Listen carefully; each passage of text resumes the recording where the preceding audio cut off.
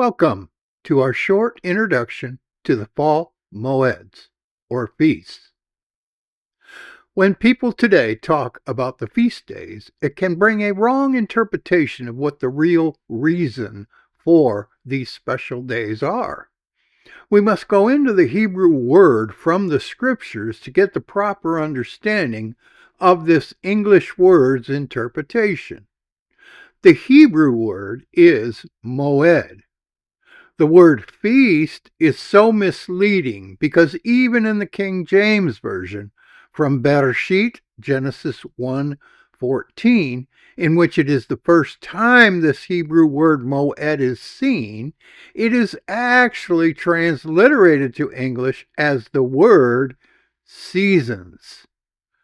Also, according to this, we see the seasons or moeds were created at the very beginning of creation and were written in the heavens. Now, let us get to the actual meaning of the Hebrew word moed. It means appointed times of meeting with the Creator. Let us look at the Fall Moeds in the order of their happening. Yom Teruah. Yom equals day. Teruah equals blow. Blow the shofars, trumpets. Yahuwah will remember you, and you may then rest. Vayikra, Leviticus 23:23 through 25, ISB with Hebrew meaning. Yahuwah spoke to Moshe, "Tell the Israelis that on the first day of the 7th month you are to have a Shabbat of rest for you, a memorial announced by a loud blast of trumpets. It is to be a sacred assembly. You are not to do any servile work. Instead, bring an offering made by fire to Yahuwah." This is the call to repentance and the approaching of the Day of Atonement. We as believers in Yahushua recognize the great price he paid for our eternal atonement. We should also look inward to find any areas of our lives which need to be improved upon by the ongoing deliverance of our Messiah. Yom Kippur, Day of Atonement. Yom Kippur serves as a focal point for repentance and reconciliation. Its primary aim is to facilitate a deep, introspective process of seeking forgiveness from Yah and fellow human beings. Traditionally, Yudim dedicated this day to prayer, fasting, and reflection, focusing on atoning for sins committed over the past year. Vayikra, Leviticus 16, outlines the ancient scapegoat ritual, where a goat symbolically carried the community's sins into the wilderness, representing purification and atonement. This ritual underscores the importance of acknowledging one's faults and striving for spiritual renewal. As believers in Yahushua Messiah, we celebrate the great gift of life he provided by his sacrifice on the cross and realize no more sacrifices for sin are required if we abide in him. This should be a day of celebration and thankfulness as well for all who believe. Ivrim, Hebrews chapter 10, verse 11 through 18, ISB with Hebrew meaning. Day after day, every priest stands and repeatedly offers the same sacrifices that can never take away sins. But when this priest had offered for all time one sacrifice for sins, he sat down at the right hand of Yah. Since that time, he has been waiting for his enemies to be made a footstool for his feet. For by a single offering, he has perfected for all time those who are being sanctified.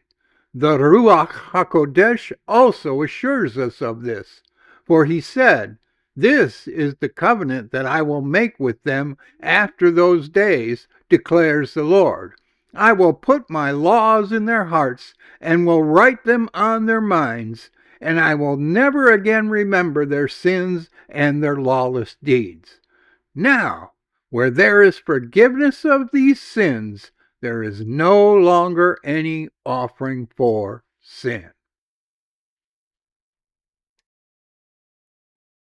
Sukkot, week of booths, tabernacles, Rosh Hashanah, dwell in Sukkot.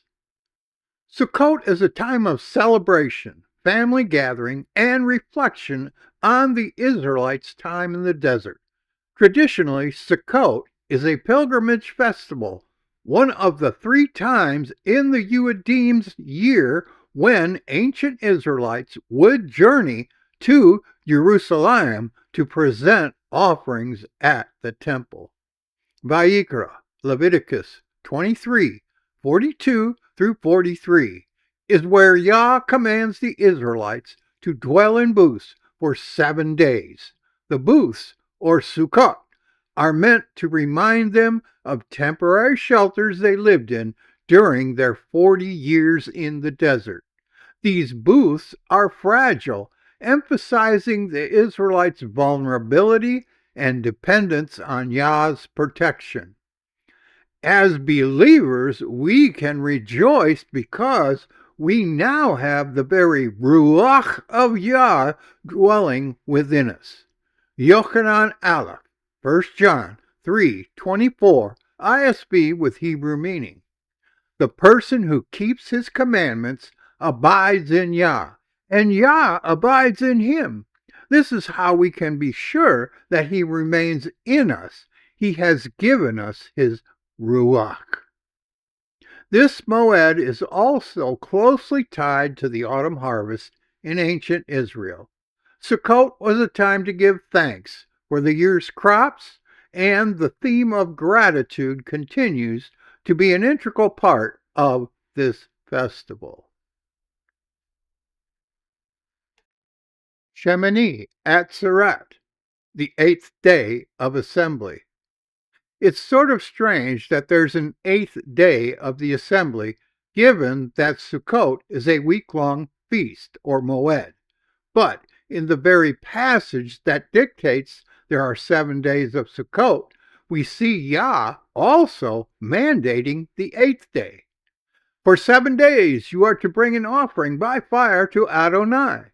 The 8th day will be a holy convocation to you, and you are to bring an offering by fire to Adonai. It is a solemn assembly. You should do no laborious work. Vayikra, Leviticus 23:36. So on the 15th day of the 7th month, when you have gathered in the fruits of the land, you are to keep the feasts of Adonai for 7 days. The first day is to be a Shabbat rest, and the 8th day will also be a Shabbat rest. Vayikra, Leviticus 23:39. The number 7 and 7th crops up over and over again multiple times in the instructions regarding Sukkot. But the number 8 also has significance, as we shall see as we look at the 8th day of the assembly. Water has the power of life and death. Already by the time of Yahushua, it had become tradition on Shemini Atzeret to hold a water libation ceremony at the temple in Jerusalem. Water was drawn and poured lavishly over the altar amid much rejoicing. Shemini Atzeret is the apex also of the Zamanah Simchatenu, the season of joy. This day is also associated with Simchat Torah, or celebrate Torah. It marks the end of the Torah readings for the year and the beginning of the new cycle of Torah readings for the coming year. Well, this should give you a basic understanding of the Fall Moeds, or feasts. Watch our channel for more in-depth teaching on this subject and many others. From all of us here at MKI Studios, Shabbat Shalom.